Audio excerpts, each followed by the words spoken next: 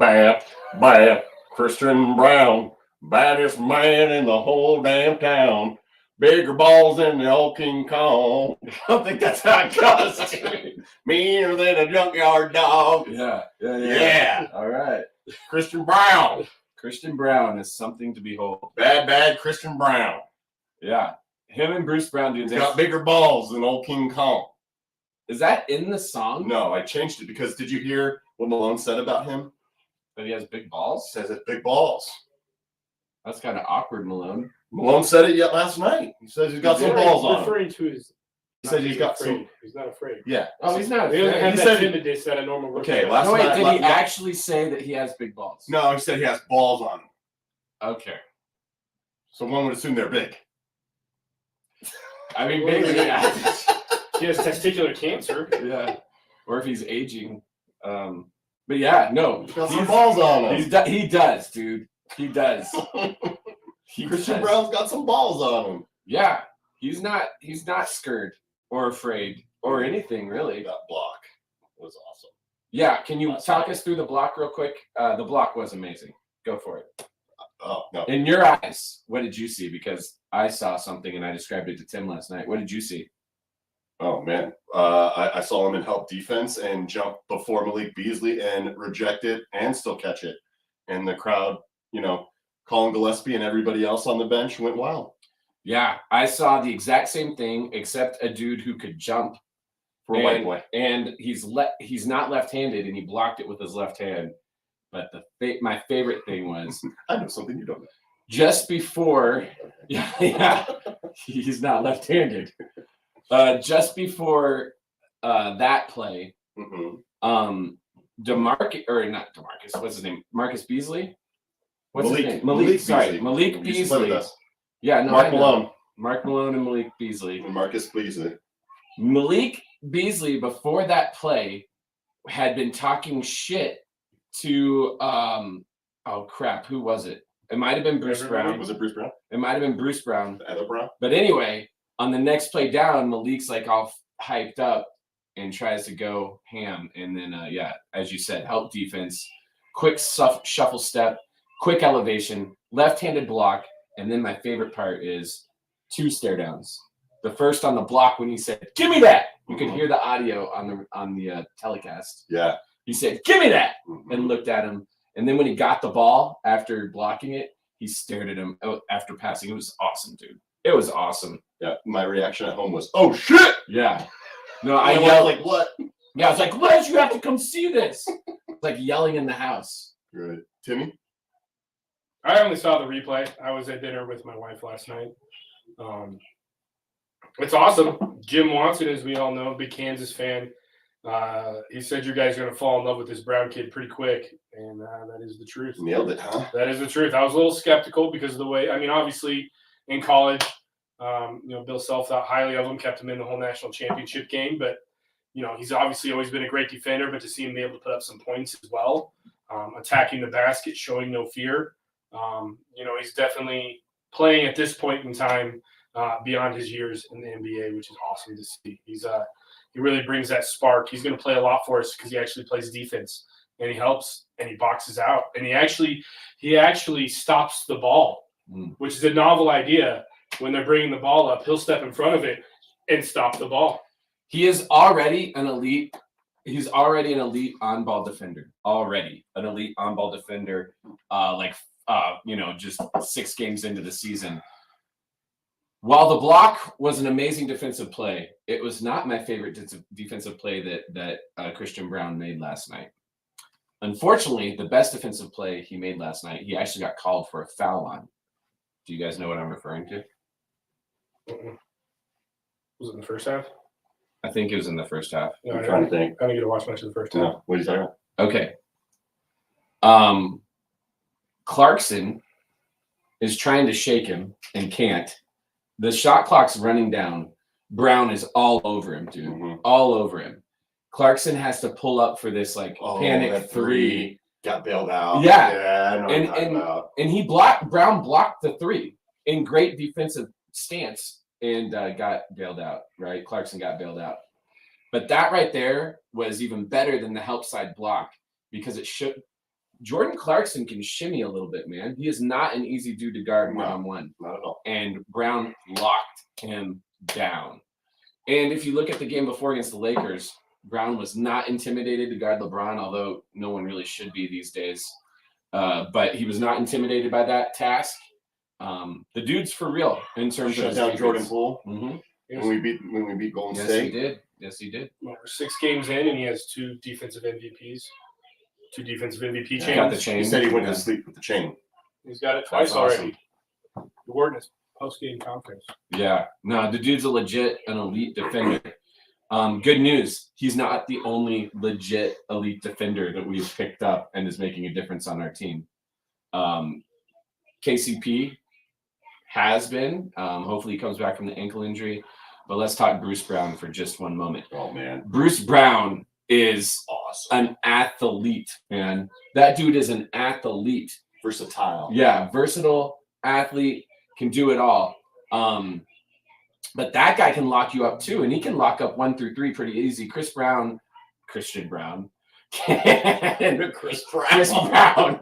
Christian Brown. Now you say you like yo. Yeah. Could get some R&B up in this. But yeah, Christian Brown is an elite defender in the sense that he can guard probably 1 through 4 in the NBA. Right. Bruce Brown can't do that, but he can play 1 through 4 as a small dude, which is pretty cool offensively. And defensively, he can guard 1 through 3 really, really well. And KCP's a 1 through 4 guy as well. Like, just really good offseason moves. I think we're starting to see them come to fruition a little bit. Great move. Before the game last night, the game against the Jazz, where I'm glad we stomped on them for a little bit of payback. Right. Yeah, they've been riding a high that I don't think is going to last. Although I will give myself a little bit of credit from the first season 3 Bros on Nugs episode where I said they'd made some pretty savvy moves and they were going to be all right. But anyway, prior to the game, the broadcast crew was talking about they were talking about defensive efficiency in your top 5. Who's been best? Your best 5 defense efficiency rating. And can you guys take a stab at who our top 5 guys on the floor, our best top 5 defensive efficiency rating is? Want to take a stab at it? I'll let Will go first because you and I kind of discussed this a little bit last night. Okay. So Like our lineup that has the best defensive. The best 5 dudes that we put on the court that has the best defensive efficiency rating. Yes. Okay, I'll go Maul. So Jamal, Mm-hmm. Brown, Mm-hmm. Brown, Mm-hmm. Now what? Gordon, Jokic. You got it, dude. You nailed it. Absolutely. Really It's good not job. MPJ on that list. No, you nailed it. That is our best defensive unit. KCP is not on that unit, if you notice. Mhm. KCP is on our second best deficiency rating or defensive efficiency rating unit, but that is our best one right there. That's crazy, right? Mhm. But man, there's some dudes who can ball out defensively. I've been very happy. I know we're going to talk a lot of Jamal, I assume, at some point in this episode. I've been very happy with him defensively, right? This is what you're nervous about coming off the ACL tear. You're nervous about his lateral movement, his explosiveness offensively, but defensively, his lateral movement. Is he going to be able to guard 1s and 2s like he was starting to do before the injury? I would consider Jamal an elite defender before his injury. He wasn't. He didn't used to be, but he built himself up to that point. But I've been pleasantly surprised with the way he's been able to guard 1s and 2s so far this season. And we all know his offense will come around at some point. But that's a really good sign for us that he's a part of that top defensive efficiency crew. Nice. Yeah. All right. Cool. That's good stuff. Tim, what's your thoughts on Bruce Brown? I like him. That's my thought. Good. No, thank you. Thank you. I've he impressed me with his defense right off the bat. And then in the Lakers game, dude, I was like, holy crap. Yeah. He was hitting those outside threes. It was kind of a close game, then it wasn't. Kind of back and forth a little bit. Nobody was scoring, but Bruce Brown was just nailing it. Nailing him. Drilling it. Yeah, drilling Nailing and drilling it it. at the same time. Mixed in it. Yeah, from 3, and it was awesome. And then he was just chirping at LeBron. I loved it. I loved Me it. too. Yeah, I definitely found. Obviously, I didn't watch a whole lot of Nets last year. I have a hard time watching NBA games outside of the Nuggets. So, like, while I knew his name and like his capabilities, I'd never actually like watched him play a full game. And so, getting to do that, I definitely think I'm excited. I'm excited for the possibility and the things moving forward with our lineup, especially when Powell comes back from his sprained ankle. Which kudos to him to make that layup while rolling his ankle the way he did. But yeah, Bruce Brown, awesome. Like I said, Bruce Brown's awesome. Both Browns are playing lights out right now, and just hopefully, they can continue to do that for the rest of the season. Did you guys see during the Lakers game after he made that 3 against Braun? Because their game plan, I guess, was we're gonna let Brown shoot. Mm-hmm. And he goes, "Your game plan ain't working." After he knocked down his third one, he's like, he went to because it's on ESPN too. Yep. He went to like Jefferson and Redick, and he goes, "Their game plan ain't working." Talking some shit.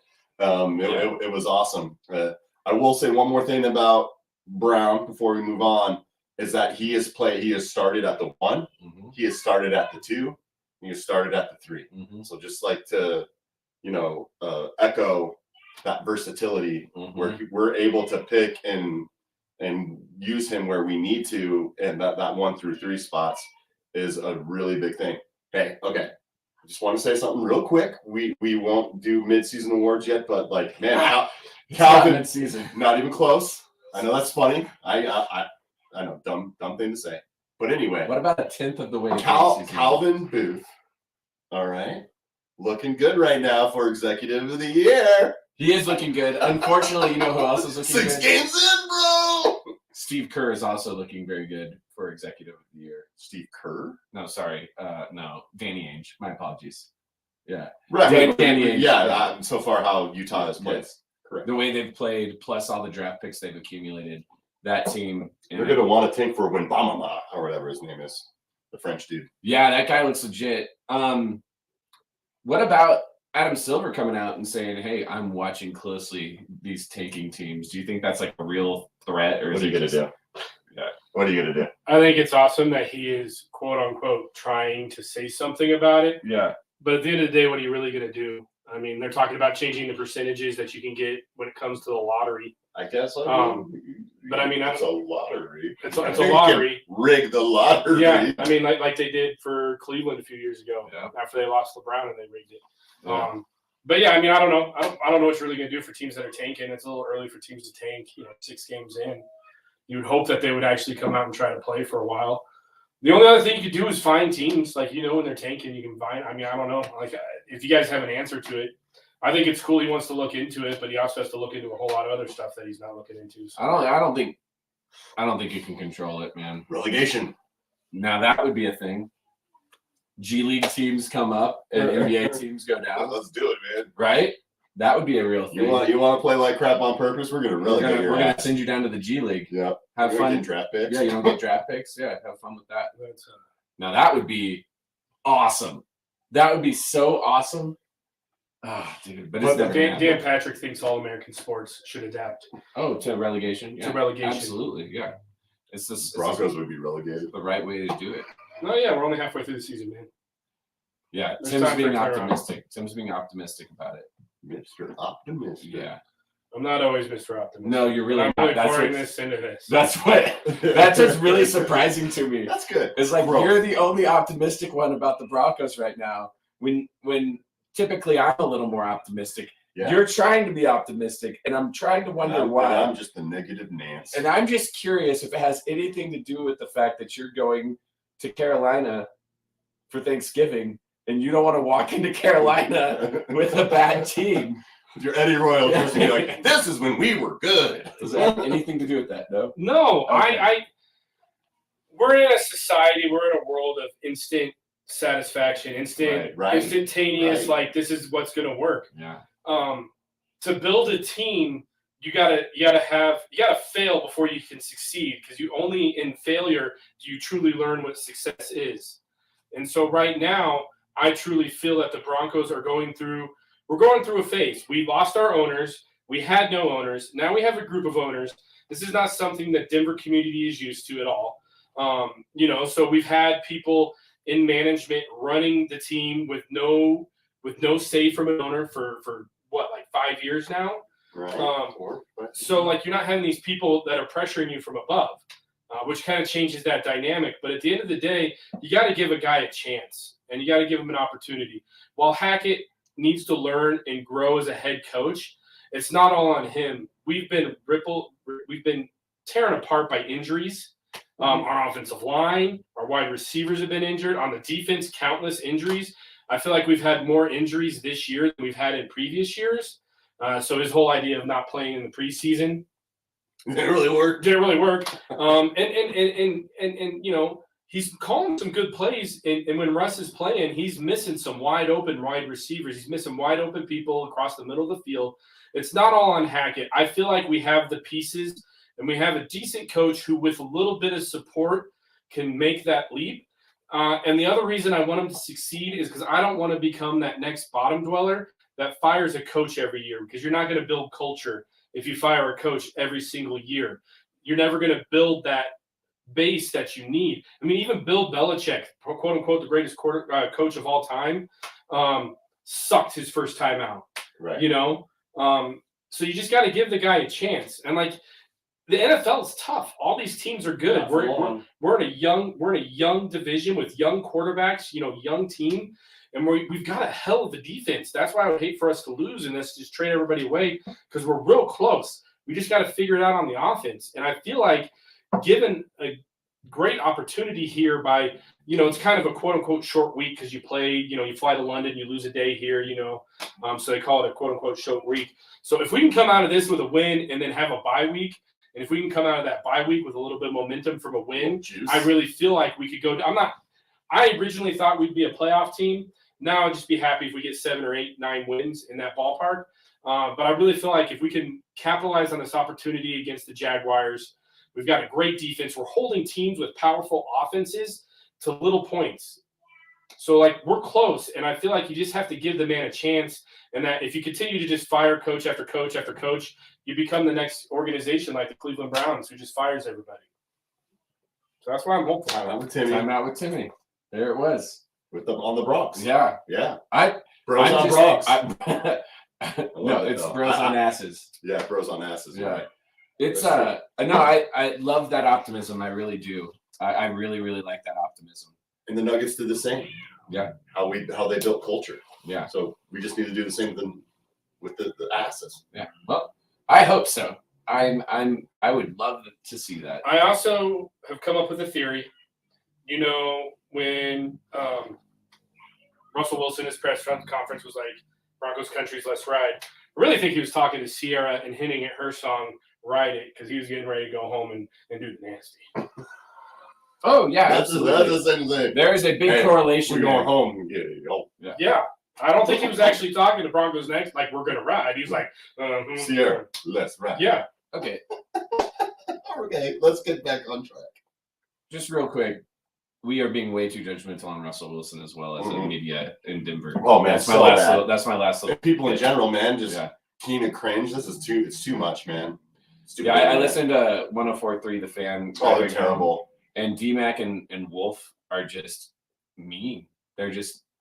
But anyway, they're just bullies. They are. They are, dude. No, they're awful, dude. No, they're awful. And I used to like D-Mac, but no. Dude, no, 104.3 The Fan in general and all haters.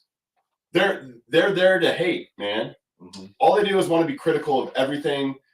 Notice they don't cover the Avalanche very much because they're awesome. Yeah.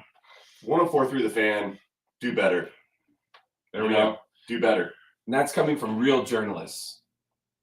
Do better. Okay. All right. The Broncos will win tomorrow, no doubt about it. So will the Arsenal. I'm proud of both of them. All right. Nugs Nation. Let's dig. Okay. Nugs Nation. Let's dig. Jamal Murray's come back, guys. Thoughts on where he is right now and what you wish to have seen at this point? Has he met expectations? Are we a little concerned about him? I have one big concern, but you guys first. Jamal. Oh, for me? I like Jamal. Always have, always will. I have a running joke with my father-in-law that if I ever have a boy, his name will be Jamal. I'm sure your father-in-law loves that. Yeah, totally. He cracks up every time I mention Jamal. I think he's a little nervous that it will happen, but we all know my wife won't let that happen. No, if you can spin it in some way. Well, I tried the whole Jamal Jokic graph, and then you just call him JJ. No, that didn't work. You call Murray. Anyways, bring it back in. Jamal, first couple games out, I was a little frustrated because he was missing. I guess the first game out when he really struggled shooting, I was a little frustrated. I was like, come on, that's all you've been doing for the last 2 years is shooting. But then you got to really get into the mindset of he's getting back out there at the NBA speed, playing against NBA players. And there's a whole transition from shooting an open three in practice to actually playing and scoring a point in the NBA. Mm-hmm. I like where he's at. He's starting to feel explosive, which is awesome. In the Lakers game, you got to see him struggle from the outside. Yeah, no concern. And then he was struggling from the outside, and he did what he always did before his injury, is when he's struggling from the outside, he starts inside. Yep. And he had a couple of good dunks, one of which he tried to get on LeBron, but LeBron got out of the way. Mm-hmm. But he's feeling that bounce, and he's feeling more confident going to the hole, which is awesome because that's where you're going to get your collision, and that's where you're going to run into people. Mm-hmm. And that's where his injury happened. That's where you risk your injury. So to see him, 6 games into the season, actually starting to be able to attack the paint, I find very encouraging that he'll be coming around. His shot will come. Mm-hmm. He was 2 for 4 last night from the 3-point line, which is a good for him after that break. It's only going to get better. His defense has been good. He's moving his feet. I feel like his lateral quickness is there. I feel like he's just rusty when it comes to playing basketball against other people who can play basketball. Mm-hmm. And that's going to take some time. That may take several games for him to get there. It may take a month for him to really feel completely 100% comfortable. But where he's at right now excites me and gets me really fired up for how he's going to be playing come, middle of the season, into the season, going into the playoffs. Agreed. My analysis of Jamal is I think he's right where he should be. Yeah. I know you mentioned this early in the episode today, is that his defense is right where he started off at, which is really good and it's helpful. The 2-man game with him and Jokic is blooming. Agreed. It's blooming. We're getting there. We're working on the old intricacies, the down screen, the cross screen back up. When he screens down and then he comes back up with Jokic. I do have one issue with the 2-man game there that I think we're going to talk about later. Okay. And that is Jokic is going to have to start hitting some shots from the outside. Right. In order for that to work. Agreed. But I'm totally with you. Agreed. Yep, absolutely. But the 2-man game is getting there. Mm-hmm. He's starting, the one thing that I like or always did about Jamal is he wasn't afraid to attack the mid-range. Mm-hmm. And he's starting to get more, he got knocked down a couple mid-range shots last night, which was really good and encouraging. Outside of that, the shot, he's just, and he said this the other night in his interviews, look, I'm learning to read and react with the game again. Yeah. And when he can develop scoring off the dribble again, because it's not quite there yet, but because there's times where, remember when we would do that switch and he got the switch that he wanted, it would be barbecue chicken. Yeah. And he's just like, oh dude, I can drive on you, I can pull up on you. Yeah. He's not doing the pull up dribble off the dribble yet. When he gets to that Jamal, that's going to be scary. Yeah. And that as that 2-man game develops more and more, what I like is that three's coming along from catch and shoot, but a couple times where we were deep in the shot clock and a couple games, he just jacked it up and knocked it down. Right. And so that he still has that ability. He does. Yeah. So it's exciting. That's going to develop. That's going to take a while to develop, but he's right where he should be. And the explosiveness is there. And same, and I know you'll say your piece on Jamal, but I want to talk about MPJ a little bit on that same thing. Is his explosiveness is there too. Mm-hmm. His shots there too. So those guys coming back from injury has been huge, and they're they're the players that we think they can be with. We know the growth in the next 3-4 months is going to get us to where we want to be. Yeah. On Jamal, I agree with what you guys both said. My big concern, but as you mentioned, Jamal talked about this, that he's still kind of catching up to the game, right? My big concern with Jamal through the first 5 games was his turnovers. He just did not see things. He didn't know where guys were. But the speed of the game, he's still catching up to it. But last night was a big step in the right direction. He played within himself. He saw the floor better. He was making better decisions out of the pick and roll with Jokic, which I agree with you is growing. Jokic has to start hitting he doesn't have to hit a 40% rate. Yeah, that's not good. But he's got to hit about 30 to 33 in order for that pick and roll game to actually be unstoppable. So the pop Jokic 3 needs off the top of the key needs to be consistent. And he needs to shoot it without hesitation sometimes. And if he can do that, then that pick and roll game really opens up for them. Correct. But yeah, no, I'm very pleased with where Jamal is. I mentioned earlier his defensive ability to get lateral, which is huge. His explosiveness, as Tim mentioned, with the dunks is huge. I was a little nervous about the turnovers, but last night he made a huge step in the right direction when it comes to that. So I'm good there, man. Really good there. I still trust him more than anybody else to handle the ball. Oh, dude, absolutely. And make a good. Granted, he had turnovers, but I trust him more than anybody else on our team to handle the ball and pass it. So you don't trust Bones Highland just shimmying up and down the court? Dear God, no. How Bones Highland is probably the hardest player in the NBA to coach, right? Imagine the patience that Mike Malone did not used to have this patience, right? Right. He sticks with Bones even when Bones is doing crazy shit because he knows that Bones could potentially go off for 22 points in a quarter. You know what I mean? He has that ability to just go off. Oh, Bones. But yeah, I don't trust Bones bringing the ball up. I don't really trust Bruce Brown bringing the ball up, even though he can. Jokic and Murray are the only 2 guys I really, really trust advancing the ball up the court against an on-ball defender. Timmy, I know something's on your mind. Oh, I was just gonna say until last night I was fed up with Bones. He was just making me angry the first 5 games. Now I haven't watched every single game. But every game I've watched, Bones has been a turnover machine. He's been chucking up threes, not playing well. But it appears last night, and again, I didn't get to watch the first half, but he kind of found a rhythm.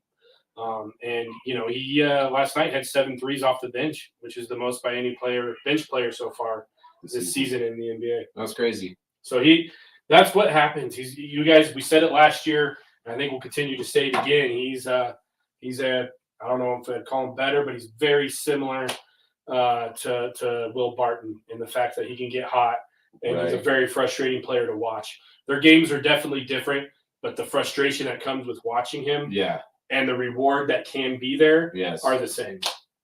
Yeah, bench unit. What do you like? What do you don't like?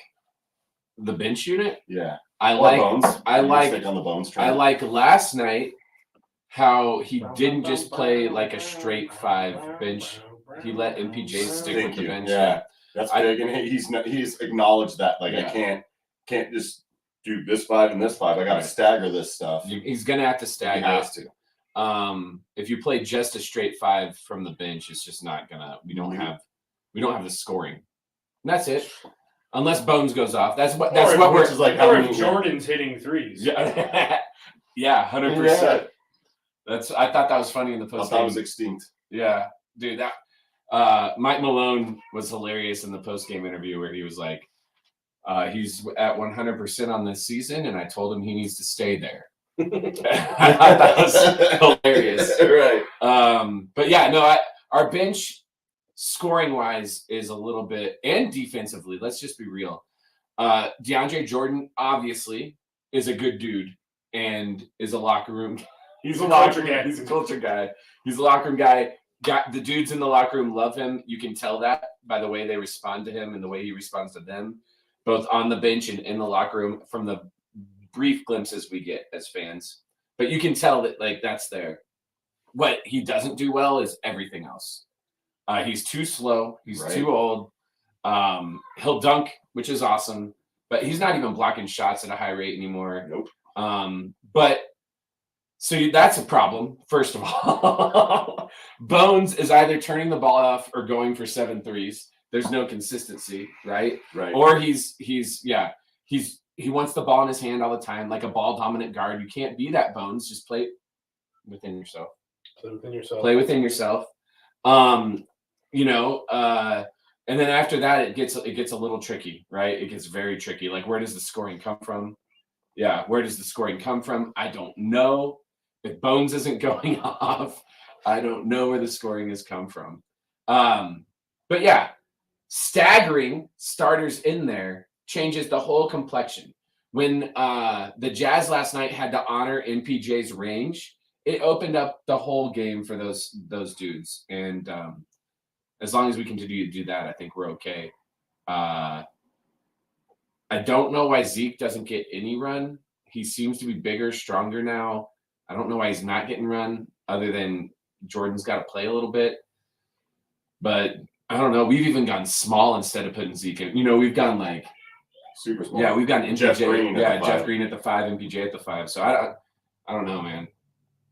So, but yeah, those are my thoughts there. I think when we play good, deep teams, it's going to be important that we play guys like Zeke and Ish.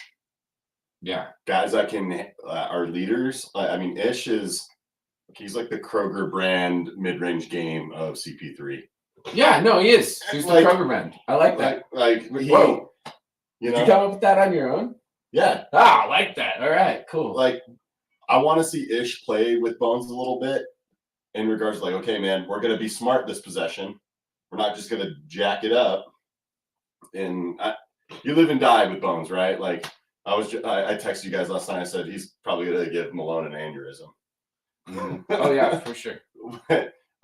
Anyway, to have a guy's I'm going to get us some mid-range open shots here and score some points when we're struggling here.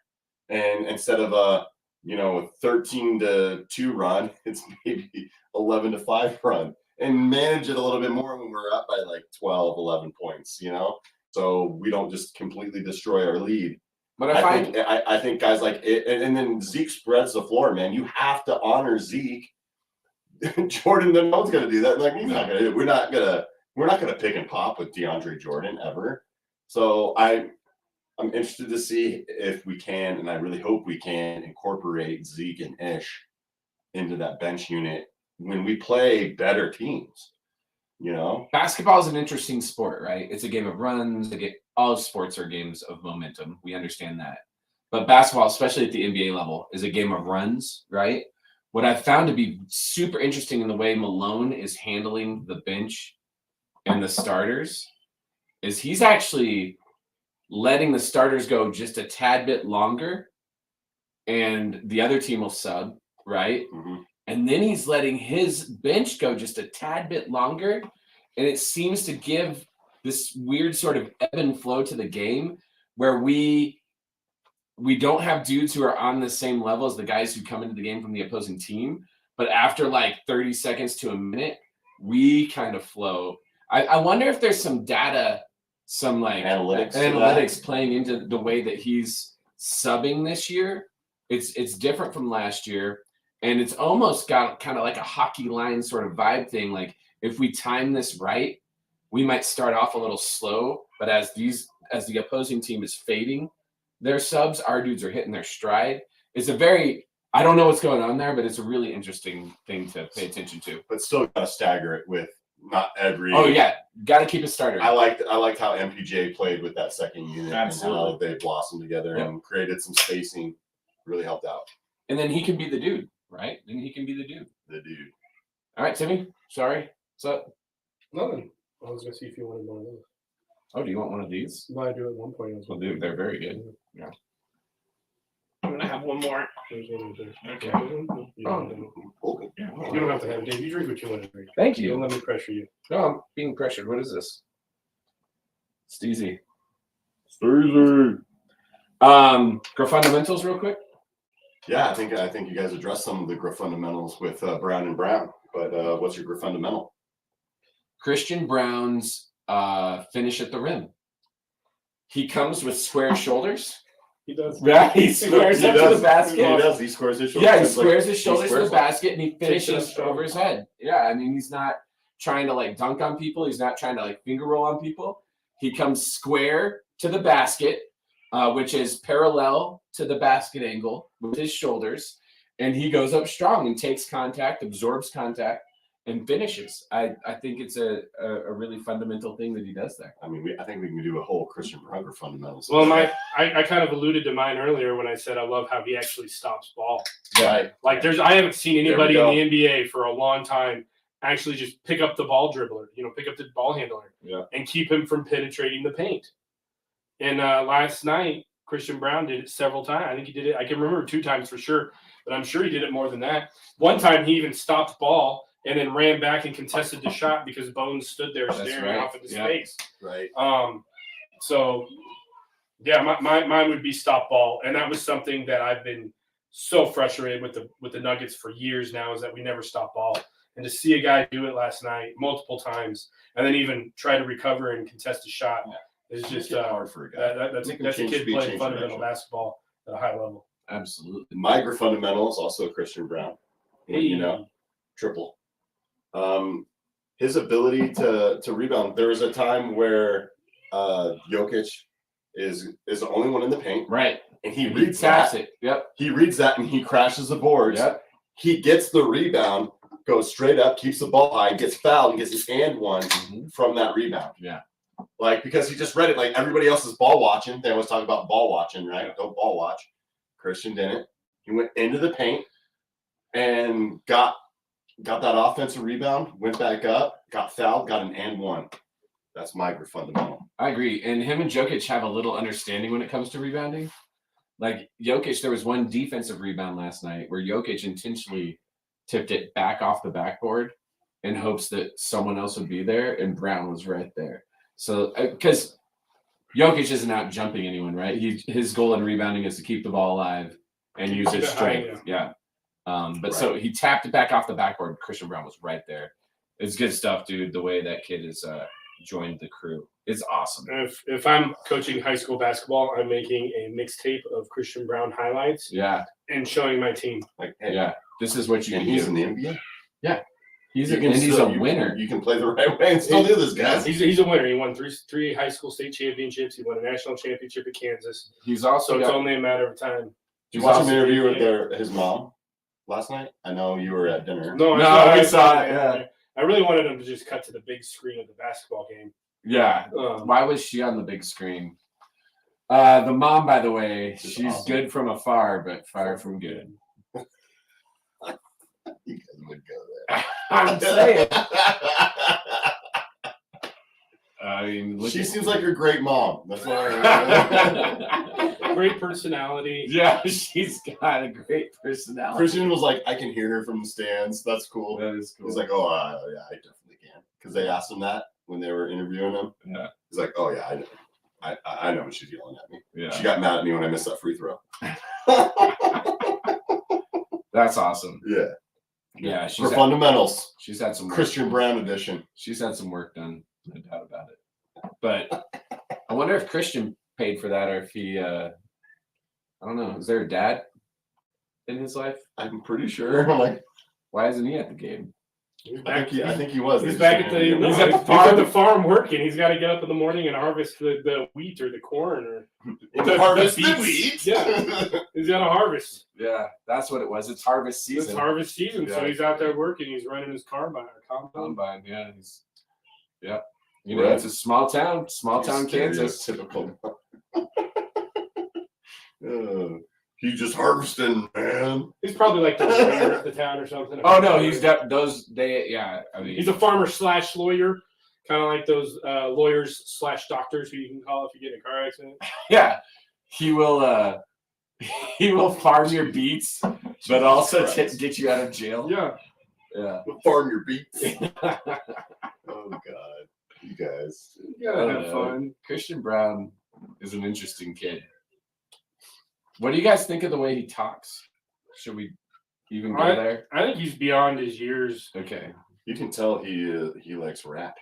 Exactly. I was gonna say, if you're from a farm town in Kansas, you don't typically sound like that. You know what I mean? But okay. Well, what else? What else we got going on here? I was trying to find his parents. Well, we're 4-2 right now, right? We're 4-2. Yeah, you worry about the record, and then you beat the Jazz, and all of a sudden you're like one of the best 5 teams in the NBA again. You know what I mean? Like stats and records are fickle at this point, right? I don't know about records. Stats are fickle. Records always matter. I mean, look at the Lakers. They're 0-5. Ooh. Yeah, I mean That's beautiful. It's awesome. I love it. Oh, they're gonna come out playing hard on Sunday. May I ask the question that I texted you guys last night? Yeah, I don't remember. Would you trade for LeBron James if LeBron was willing? Oh, because you George said Karl. No, yeah. Gross. No. We'd have to give up too much. Would you give up MPJ for LeBron James? No. Yeah. I'm not giving up Christian Brown. I'm not giving up Peter Brown. I'm not giving up Christian Brown. Yeah, I'm with you. I don't need like I'm old. I don't need a 37, 38-year-old guy coming in and getting rid of all my youth. Granted, will he help us? Would he help us get to a championship and probably win a championship? We will win a championship this year if we get but I don't know. I mean, I think we have to give up too much. Have you ever experienced an NBA championship as a Nuggets fan? No. It's not going to happen, man. They're not going to trade. I know. I get it. I know. No, you get all that baggage LeBron brings with him. He's not that much. He's going to change the You know what culture of the LeBron's going to do? He's going to get here and he's going to be like, I don't want to play with MPJ or I don't want to play with one of these Brown kids. Let's trade him and let's bring in my friend, Mr. Old Guy. What are you going to do? Dwayne Wade. I don't like playing with Aaron Gordon for some reason. Yeah, I don't like Aaron Gordon. Like, can we get Dwight Howard over? Like, no. Who would not like playing with Aaron Gordon? All that dude does is hustle and rebound and dunk.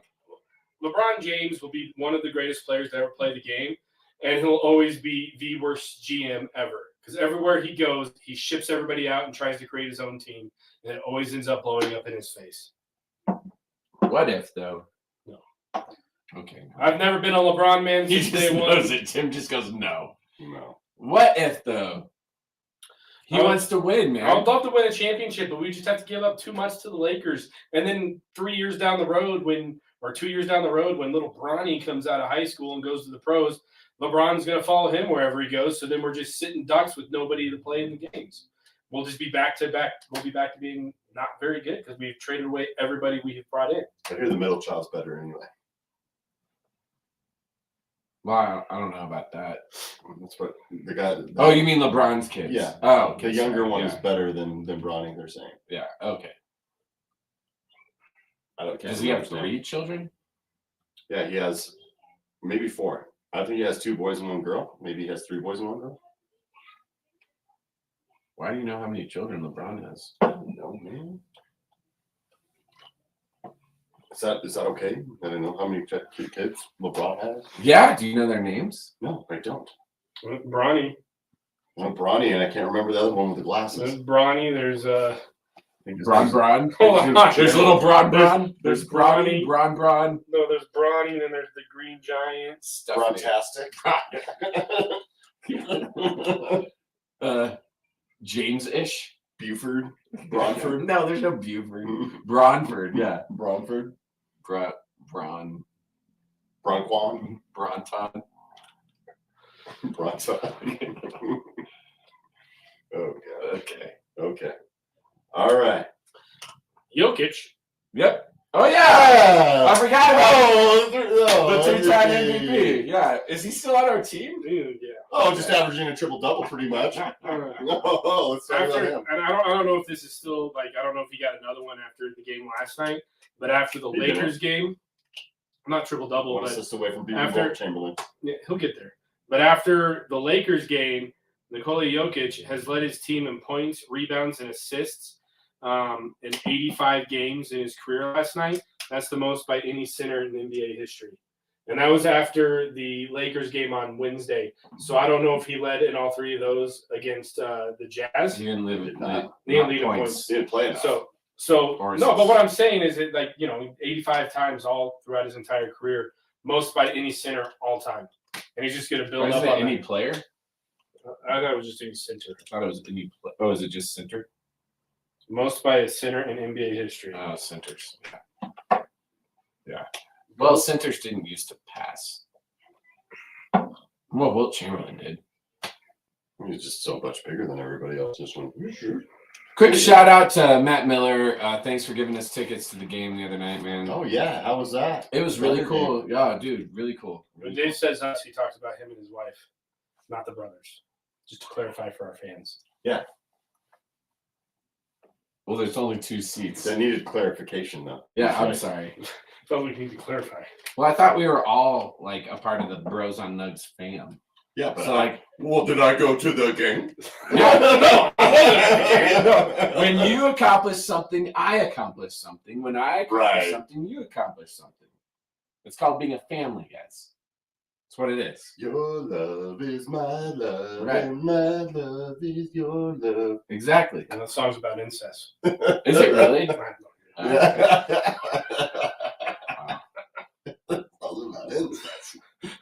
What? Okay. Hey, how was the game? Opening night. More importantly, how's Jamal's celebration. Right. Matt Miller and the family are awesome. Oh, yeah. The game was amazing. Do they still listen to Bros on Nugs? Because I'd love to have him back on this. Well, we'll have him back on. We need some guests. We need some Bros But, on Nuts guests. we made a huge mistake. Jeremy Heiberger, I'm sure, will be on. We made a huge mistake at halftime. Everyone was kind of hungry, but not really hungry, but no one could decide on what to eat.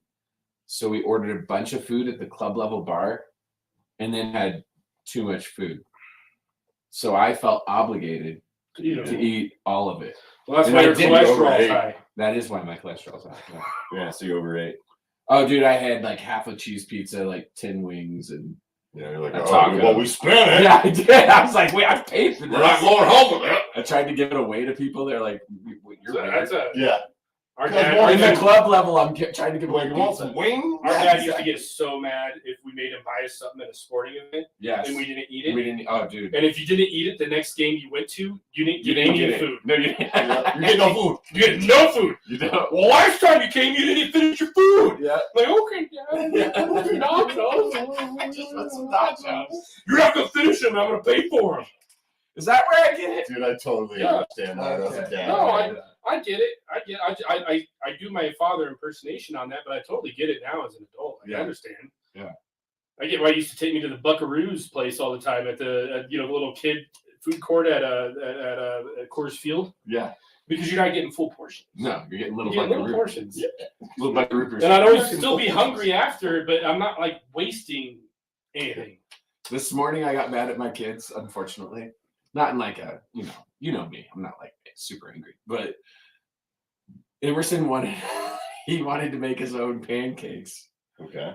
And Luna wanted to make a pancake, but not eat a pancake. So in my mind, I'm thinking, Emerson, let's make you a pancake. You can make your own pancake. Luna, you can make a pancake, which I will eat. Emerson starts to make his pancake and dumps like half the batter. Oh, no. Yes. And so he starts stirring it. And I'm like, Luna, we're not going to make a pancake. I'm so sorry. We just wasted half the batter. Like, I'm not going to make a pancake with you. And she just starts bawling like, Daddy won't make a pancake with me. And I'm mad at Emerson because he poured half the thing in. I'm just like, ah! Right. Yeah. Look what you made me do! Exactly. I swear, like, Wusa is a thing. Yeah. No, I have Like, to you calm just gotta- myself. Yeah. Breathe in for 4 seconds, breathe in for 4 seconds, breathe out for 6. I was really worked up. Oh. I was really worked up. But you know where it came from? So hard. The origin of my anger came from this. I wanted French toast this morning. You're right. Right. But I ended up making more pancakes than were necessary because Emerson dumped the whole batter in. Anyway, speaking of dumping batters. What was cool about the home game? They play Bones Hyland's rap music for their intro music when the Nuggets come out. And he's just like, he's all steezy, like, just like, freaking flashy, dude. He's flashy. He is flashy. Yeah. Can anybody tell me what his 3 chains were last night? There was a dog bone with bones on it. Yes, then there was a crown that I couldn't make out what the crown was for. There's something in And then between. what was underneath? Yeah. Ooh, that's a good question. I have no idea. he is the most flashy individual we have had in a decade since AI. Since AI. Yeah. I mean, they were asking that. Like, I know Scott Hastings, rocking the nice, awesome. I like it. Hockey sweater last night on Casual Friday. Okay, let's talk about that a little bit. But anyway, rocking that Casual Friday. We'll get to that later. And we'll get to that later. What they were talking about is like, hey man, we've never had someone quite as flashy as Bones Highland in a long time. And he's like, we haven't had anybody ever. And then Marlo made a good point. He goes, AI. He goes, okay, yeah, AI. Yeah, I do think AI has been the last. Well, that whole crew was flashy though. JR, Mello, Kenyon. I don't like the nickname for them, but I do like them very much, and they were flashy. Birdman was flashy. Yeah.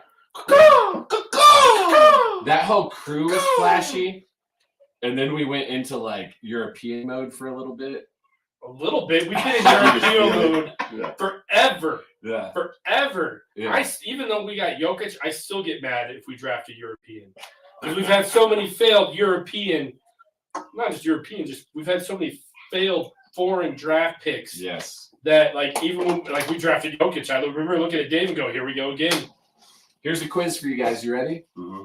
And if you were paying attention to the altitude broadcast last night, you might know the answer to this. Though it was only flashed up briefly. Under Michael Malone, for rookies, Christian Brown and Jokic essentially have the second and third highest minutes for rookies at 16 minutes a game as rookies. Who has the most? Who has the most? Under Mike Malone as a rookie. Under Mike Malone. Yes. Who has the most minutes in a season under Mike Malone as a rookie? On average. Murray. No. I know I didn't play Murray early. Is he a Nugget or is it when he was with the Kings? No, as a Nugget. As a Nugget? Nuggets coach. It's a Nugget. Was a Nugget. Yusuf Nurkic? No. You guys will never guess this. It was the craziest stat I ever saw. I mean, honestly. All right. Enlighten us. No. Oh, Tim thinks you got it. I don't think I got it. I just want to think about it for a minute. I'm happy to throw out hints. Throw out one hint. One hint, he was a first-round draft pick. Emmanuel Mudiay? Yes. Not only was it Emmanuel Mudiay played 30 minutes a game. He was our starting point guard. Under Mike Malone. Yeah, he played 30 minutes a game. They were like, right away, you're playing this guy. Yeah. 30 minutes a Is he in the game. league? No, he's not in the league anymore. But I do have a really nice Emmanuel Mudiay Nuggets jersey. Do you? Sick. Well, know that he's... I think you helped Mom. I remember because we liked that pick. I was like, I like that pick. Emmanuel Mudiay was a poor man. He couldn't score. He was a poor Right. man's. What's that guy's name who won championships with big eyes? Big eyes. He did. He has his like bug eyes, and he played for the Celtics and several other teams. Rajon Rondo. Oh, he's like a Rajon He's Rondo. like a Rajon Rondo. Okay, He was a poor man's He was a Rajon Rondo. poor man's Rajon Kroger Rondo. brand Rajon Rondo. And I was very excited when we got him because I was like, Kroger. yeah, Kroger Rajon Rondo is what he was. Yeah. And he just didn't pan out enough. I mean, he could handle the ball. He made great passes. He just couldn't score. And at the end of the day, Right. we didn't have enough scores around him. Now to have a point guard like that with our current unit would be sick. That's what I was thinking when I saw the stat. I was like, Emmanuel To have him Mudiay now? right now would be a great... As like a backup. Yeah, as a backup point guard would be great. But that's a pretty crazy stat. 30 minutes a game, dude. That guy got thrown into the Wolves. He did. No wonder he didn't make it. He got thrown straight to the Wolves. Like He was one of those high school kids who's like, I'm not going to college. So he goes over and plays overseas. And Yeah, dude. I wish you would have worked out. That Nuggets jersey is pretty sick. Is I it think, sick? I think it's authentic. I think you helped Mom pick it out. I did, yeah. It was when I lived in Houston. You guys brought it down. It was sick. Going back to Casual Friday. Yeah, okay. I texted this last night, and I want to mention that Bill Hanslick forgot that it was Casual Friday. Yeah. And so he came with the suit and tie. And then, we could have just worn something like that, like a nice little pullover, sweatshirt. Oh, no. He just put a jersey, a Jokic jersey, over his suit and tie coat. Yeah. It is hilarious. When you listen, I was watching it last night. I was like, that is hilarious. Good for him to stick into his guns. Yeah. When you listen to Bill Hanslick analyze, do you ever think to yourself, this guy was once the Nuggets head coach. Does that ever process with you? No. Yeah. Think about that. Right. Think about that. I was talking to Miller at the game. I was like, Matt, no matter how bad the Nuggets get, just remember that we watched every game of a 13-win season. Just remember that, okay? Just remember that no matter how bad and frustrated we are with the Nuggets, that at one point in the late 90s, they were the laughing stock of the league. The laughing stock. I mean, if you don't draft Carmelo Anthony, I don't know what happens to that team, which is why I want Carmelo Thank on our you team. so much, Detroit, who had the second pick for picking that foreign guy. Because I was convinced that's who we were going to draft. Oh, you're right. Oh, man, I did not want him. Oh, man, we got third. I just remember going, please Melo fall, please Melo fall, Yeah. please Melo fall, because I knew we were going to take that foreign guy. Yep. It changed everything. Melo changed everything. We changed our logo. Yep. We changed our swag. No, it changed everything, and it continued on to where we are today. You know what else changed everything? And I hate to say this because it pains me sometimes to admit this. What happened concurrently with the draft of Carmelo Anthony with the Denver Nuggets? Not just the Denver Nuggets, but other teams as well in the Colorado region. I don't know what you're trying to be. The Cronkies took over. Oh. A touche. They took the Avs from Canada, brought them here, bought the Nuggets shortly thereafter, set up the Rapids shortly thereafter, and Denver sports has never been the same. Where's the Cronkies would have bought the Broncos? They kind of did with Walton. Yeah, But Henry Walton. yeah, well, no, Cronky is Walton's son-in-law, bro. Yeah. Oh, well, that makes sense. I didn't put that together. Yeah. Yep. Yep. But that, and then you get the draft picks, and then you put a lot of money into that team with Melo, right? Like you had Kenyon Martin, you had Allen Iverson, Phillips. you had Trade for Phillips. Yeah, you put a lot into it. AI. Yeah. We traded AI for Billups and all this. It's crazy to think about, and I'm not sure the exact. Andre Miller, Marcus Camby. I'm not sure the exact rank of these teams, but in the 21st century, I believe that the Nuggets are at least a top 10 NBA team in terms of winning percentage, if not higher. I saw that. If you're talking regular season, I saw that statistic from like 2000 something. From 2000 to now, I would assume I saw that statistic once. I meant to say that. I don't think I did. Yeah, but I think we're top 5. I think we are since the Melo days. Yeah, give me another. Give me some teams that have been as consistently good as the Nuggets in the NBA for the last 10 years. For the last 20. Well, you got the tail end of the Lakers. And then the Lakers will be there, even though the new Golden State. Mm-hmm. Yeah, but they Did you see that new thing that they want to do? That's going to like penalize teams. I haven't read into it yet. You seen that? It's going to come after teams that are way above the luxury tax. Oh, they're collective bargaining with the Players Association to see if they're going to do like a hard max. But we weren't one of the. Luckily, even though we are punishment to go over the luxury tax isn't enough for them. Right. No, that's what they're saying. Well, they want to get rid of the luxury tax. We are above the luxury tax, but there are other teams that they mentioned that are well above. They want a hard. The NBA wants a hard cap. Yeah. They want a hard cap. Right. And the players are like, no, dude, this is awesome. Because they're making, NBA players make great money. Now, there's not a lot of them. So not MLB players because there's no cap in MLB. Exactly. But yeah. No, just for real. A quick exercise of our minds. Okay. In the past 20 years or so, who are the best franchises in the NBA? Winning percentage, regular season. Don't think championships. Boston, probably. In my mind. Miami. Probably Miami. Miami. They were good. They're still good. They were bad for like a couple years, but they're still good. Would the Spurs still fall in there, even though like they were in 9th seed? Yeah, but the last few years, you're right. I bet the Spurs. You said 20 years. Yeah. So like, you got to think about what they did prior to the last couple of seasons. The last few seasons, yeah. Probably the Spurs. And then the Warriors were bad. Now they're good. They've been good for the last like 7, 8 years, yeah. I think we're probably top 10. I don't know if we're top 5.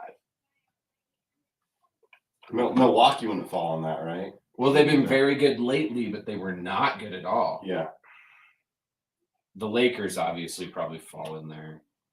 Well, they have the cap. And if we're talking regular season, I bet no, but the Clippers were so bad in like the early 2000s. What about Houston? Here we go. Oh, Tim's got it. 21st century stats? Since 1999-2000, team with the highest winning percentage. Yep. You ready? No, let's guess. Well, we've guessed some of them. Okay, all right, go for it. We are top 10. Okay, I was about saying we're top 5. okay. Can you guys guess who's number 1? The Lakers. Spurs. Spurs, okay. Yeah, I mean, that dynasty was Yeah. amazing. 2. I don't think we mentioned them. Okay. Can you give me a hint? Western Conference or Eastern Yeah. Conference? Western Conference. Not the Clippers. Mm-mm. Dallas Mavericks.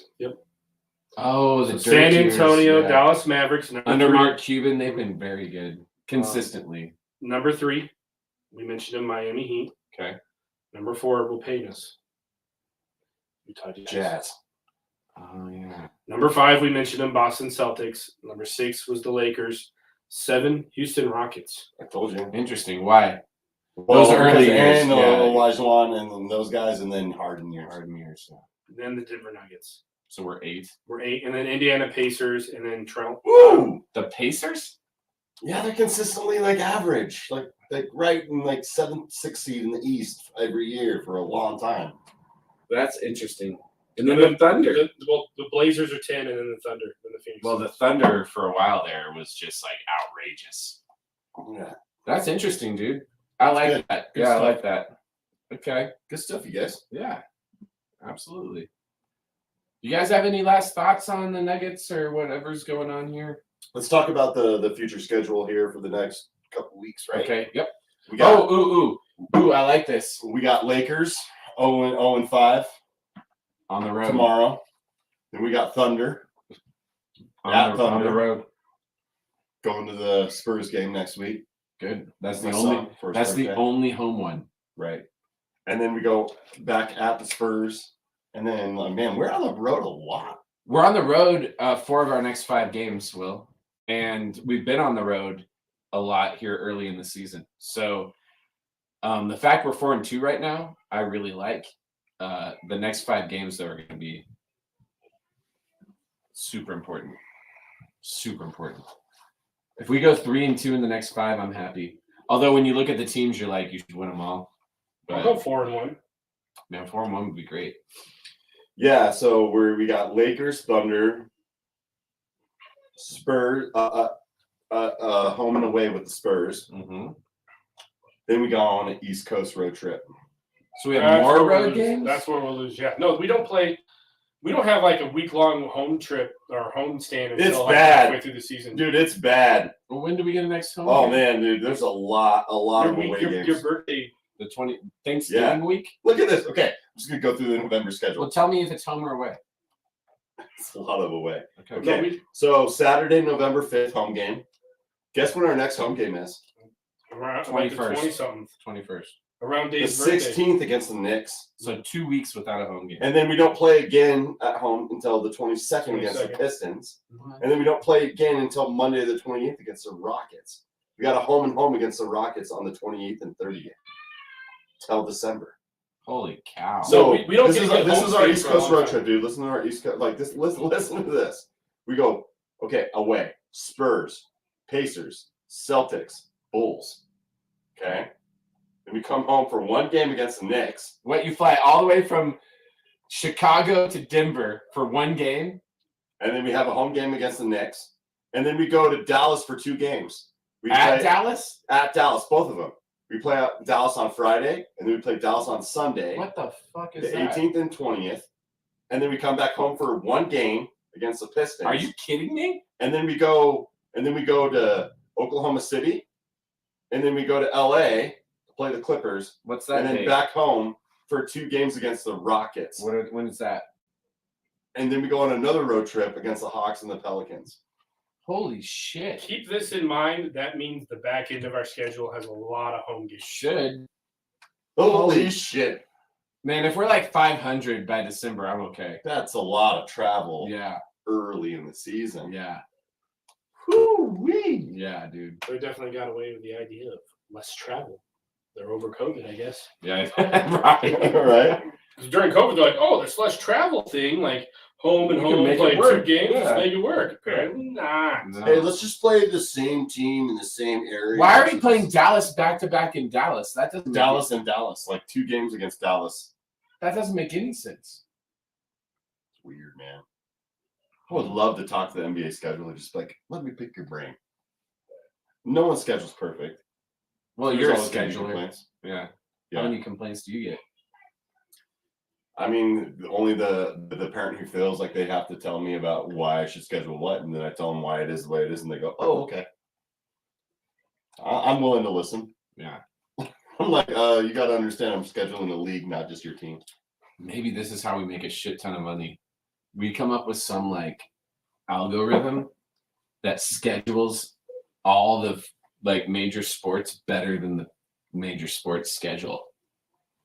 Well, it's all in regards with money too, though. Like, I'm sure. there's so many factors that we don't know about why they schedule and how they schedule. Last little, can I make one last little note here before whatever we're about to do? Mm-hmm. 538. Do you guys ever watch their stats? Some of them, yeah. Well, it's ESPN Plus, so you have to look at them if you have ESPN Plus. So I don't get to like 538 stats are awesome. Always have been since their inception. Who do you think they have winning the NBA championship? Well, percentage-wise, I think they have us, right? Nope. There's one team above us. We're second. We have Bucks. this. Nope. We have the second best odds behind this other team. Boston. Yeah.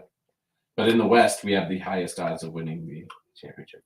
We're in a good spot, and we're only going to be in a better spot. Yeah, absolutely. As As Jamal gets better. As Jamal and Porter, PJ, and yeah. I didn't talk much about Porter today. Right. That dude is frustrating as hell. But at least we know his game now, so we like aren't like He just doesn't. Defense to him, it does not exist. You know what I don't get about him? And I think maybe this is an injury thing for him. He really doesn't finish around the rim all that well. You know, for a 6'10". He did last night.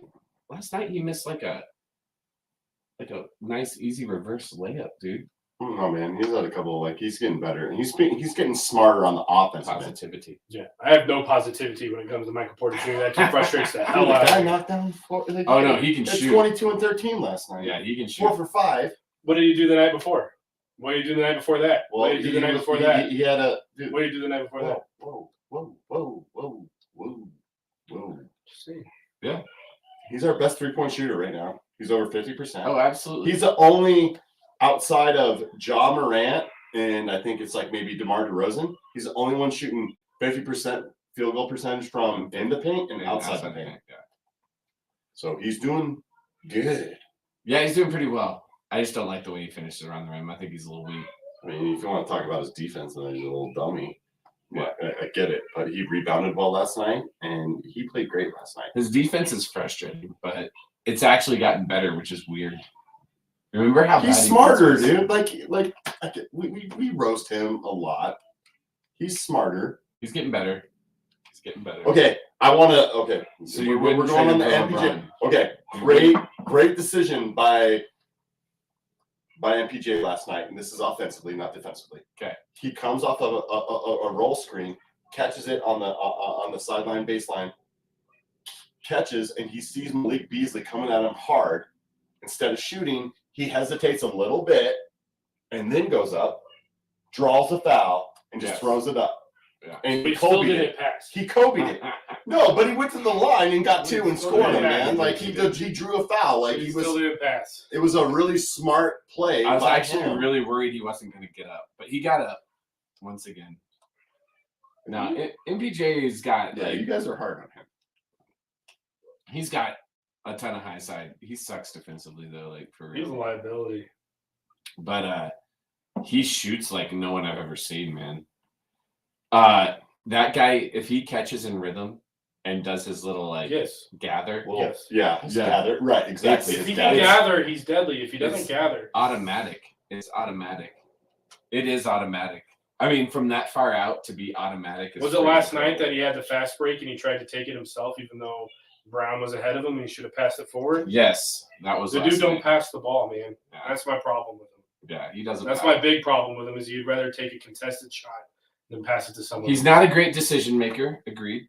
He's not a great decision maker. Should he If have? he's going to continue to shoot the way he does and he's going to be 50%, then I'm all board. Yeah. But like frustrating on board. What's frustrating about it is not him as a player; it's the contract that we gave him. I think that's what's frustrating. I don't think it's him as a player. I think I get frustrated that we gave him that much money. Right. I'm not mad at him as a player. I think he's a great shooter, an amazing shooter. Probably the best shooter on our team. Not probably the best shooter on our team. I think. Ooh, Bones. No, Bones is no. Bones is like the streakiest shooter. No, we gotta go pee. I'm holding too long. I hope everything comes out all right. I think it's gonna be just fine. Okay, cool.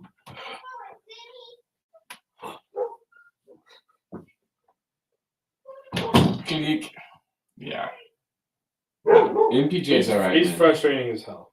Who? MPJ? I think so. I think He looks to score and then he turns the ball over. He's not a good passer. what I like Yeah. now though about it is like I know who he is. I know it still frustrates me.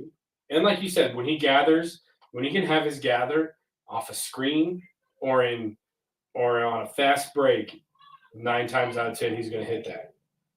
But between those two things, he does so many things that are very frustrating. He's still young enough.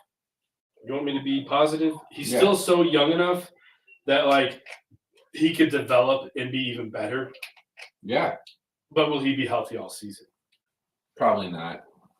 So he frustrates me, and I get you guys both love him, and he doesn't frustrate you guys, No, but he frustrates me. he doesn't frustrate me as much as he did last year. No, well last year he couldn't frustrate you. He sat his ass on the bench. Well, at the beginning of the year, he does not frustrate me as much as Bones does. Well, Bones just pisses me off. Like Yeah. at the end of the day, Bones just angers me.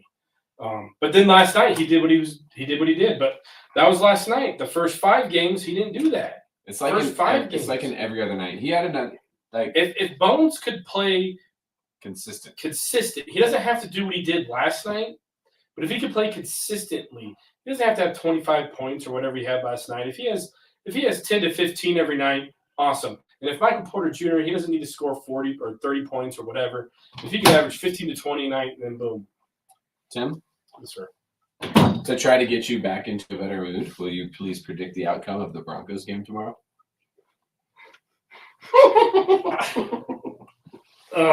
Broncos game. What's the score and who wins? It's the score of the Lakers Nuggets game. Broncos, Oh, that's tomorrow too. Yeah. they're going to win 15-13. That is such a That's weird a score. safety. That's a safety. But that is a good because they're in England. So it's going to be like a 3, field 6, goal 9, fest. 12, 15. Yeah. We're going to give up a touchdown and a field goal, boys. It's a field goal fest. We're going to hit 5 to 6 field goals. Is McManus, are we done with him yet? No. You're so Why? positive. Why would you be done with McManus, man? He sucked last game. I get it. He missed an extra point in the field goal last game. That cost But us. think of how many field goals that man has made for us over the years and how consistent he has been. He's our most consistent scoring player He is. on our offense since we won the Super Bowl. This is really fun because Tim is worked up right now, and I'm going to try not to take too much I advantage of like it. it a lot. Do you know his percentages beyond 50 when the game is on the line? Well, probably It's should. really bad. Oh, it's almost zero. Who are we going to go get? There's no kicker out there. No, I want the Atlantic kicker. Wait Because his name. a few years. We can draft this Auburn kid out of Yeah. Texas.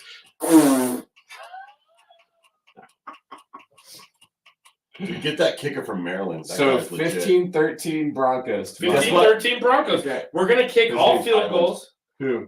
The kicker from Maryland is like good, dude. Oh, he He's is very good. good. He's yeah, very good. yeah. We're gonna kick all His field name goals. is Highland. We're gonna give up a touchdown and a field goal. We're gonna win From the 15-13. Highlands. Yeah. Let 15-13. Marlo announce it. Tim got to predict his game. You get the Nuggets game. I get the Arsenal game. You go ahead. Oh, I thought you were gonna give me the Michigan State game. No, well, you can do that too. Okay. You're not gonna want to do that.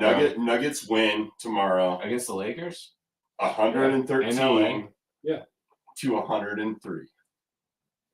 That'd be a good win. They're desperate. We always play the Lakers hard. Desperation's a stinky Dude, color. yeah, and if Tony Brothers is roughing, then I'm scared. Okay. Or Mott. You're Michigan State prediction? Michigan wins 31-17. Oh man. Michigan's gonna blow it. I know, I hate to say I'm it. just fucking with you. This is one of those You nights. see the look he gave. No, I'm sorry. This is one of those nights. that Regardless of what Michigan's score you said, I was gonna say Michigan. Yeah. I'm going for Michigan. I am going for Michigan. We're different, man. JJ McCarthy's different. They are going to blow it tonight. But I am going for Michigan. I will be rooting for them. It's gonna come down to all you have to do is get the punt off, Fuck you and guys. you're gonna fumble the punt. Fuck you guys, dude.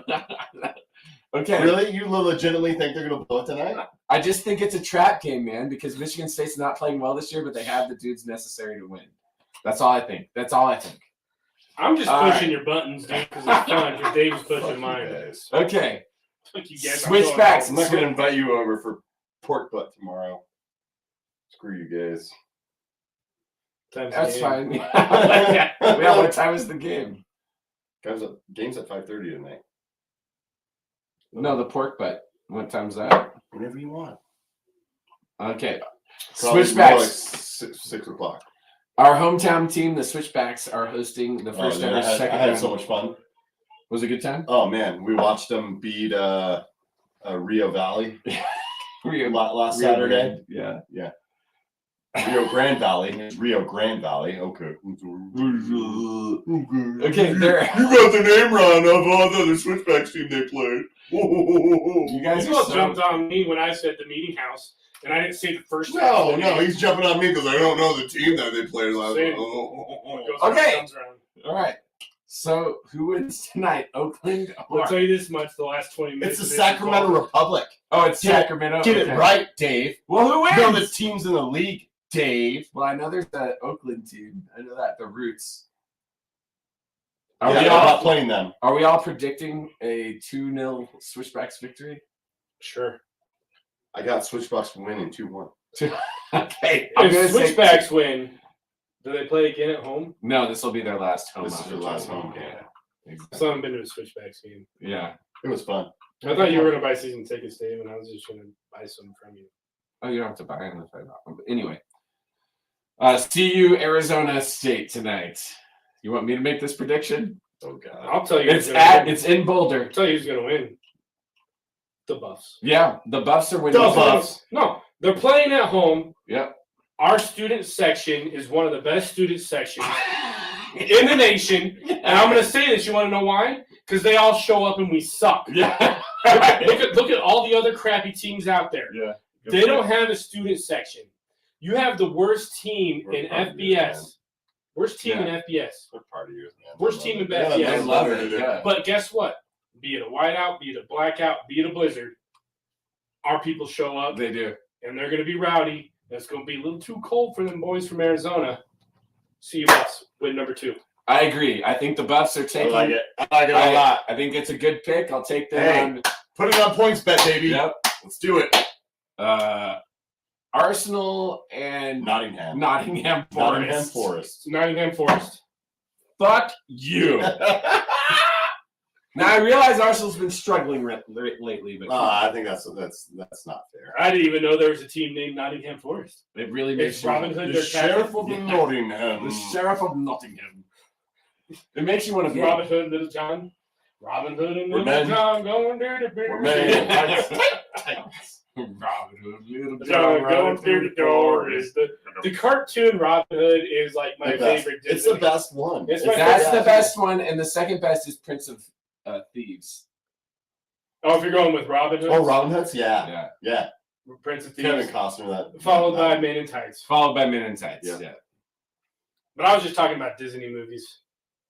Disney. They ruined my childhood, so. I was going to say Milo and Otis is a pretty good movie, too. Oh my god. Milo and Otis had me until I saw a cat be born. Yep. And I was like, I don't know about this. And then shortly thereafter, I saw a dog be born. And I was like, I didn't even see that. Like, I get that they're showing the beauty of life. And I guess now as an adult, having had a child, it's more beautiful than I perceived as a young lad. Probably important for us to see things giving birth at a young age so we know like how that Dave, happens. we saw a cow give birth at a young age in a traffic jam in Boulder. Do you remember that? No. You don't remember that. We were going from Denver to Boulder, and we were in a bumper to bumper, and our windows were down. Our windows? Windows were down. Their windows were down. And for the longest time, you just hear this. What? And we were like, what the hell is that? And like, we're just slowly going, and you hear this. And just keep slowly inching up. Next thing you know, we look out our window, there's a cow with like a half of a calf out of it. Oh, shit. And it's just going. And the thing just goes. Plump. You don't remember that? No, dude. You don't remember that? Was I with you? It was me, you, Mom, and Dad. Going to Boulder? I don't know. I had no idea why we were going to Boulder and what we did up there. No idea. But you remember that. Who doesn't remember seeing a small cow fall out of a big cow? I don't know. Hey, you open this door for this kid? Alright. I didn't. We're done anyway. Hey. Hey. All right, wrap it up. Bros on Nugs. Go Nugs. Hey, we're gonna make the Lakers go 0-6, bitches. I hope so. If we're 500 the next time we get together to do this show, I'm happy. Right. It's a lot of road Dude, games. I got that road game schedule. Jesus Yeah, Christ. it's a lot of road games. Hey. Grab your roadies, my friend. We'll see you next time. Nuggets Nation. Let's dig. Let's dig.